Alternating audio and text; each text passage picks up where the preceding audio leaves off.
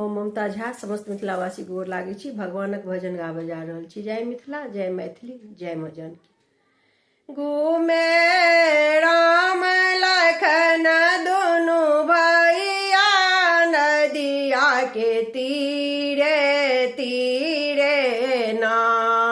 घूमे राम लखन दोनों भैया नदिया के तीरे तीरे ना।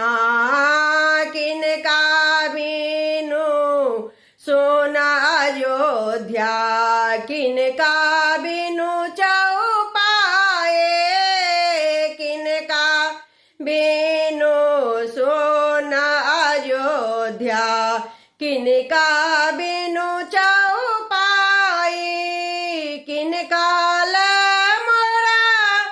सोनर सोइया, किनका सोनर सोइया। अब के भोजन बनाई नदिया के तीरे तीरे ना।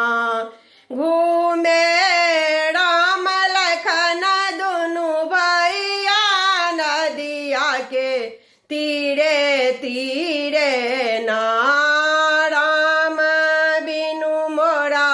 सोना अयोध्या, लक्ष्मण बिनु चौपाए, राम बिनु मोरा सोना अयोध्या, लक्ष्मण बिनु चौपाई, सीता बिनु मोरा सोनर सोइया, सीता बिनु मोरा सोनर सोइया। नदिया के तीरे तीरे ना।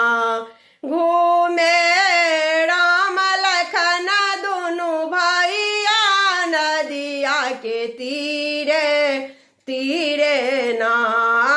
कौन गाछ तर आसन बासन, कौन गाछ तर डेरा, कौन गाछ तर आसन बासन, कौन गाछ तर डेरा, कौन गाछ तर भीजत हेता, कौन गाछ तर भीजत हेता। राम लखन दोनों भैया नदिया के तीरे तीरे ना। घूमे राम लखन दोनों भैया नदिया के तीरे तीरे ना। चनन गाछ तर आसन बासन, चंपा गाछ तर डेरा, चनन गाछ तर आसन बासन, चंपा गाछ तर डेरा, अशोक गाछ तर भीजत हेता, अशोक गाछ तर भीजत हेता। राम लखन दोनों भैया नदिया के तीरे तीरे ना।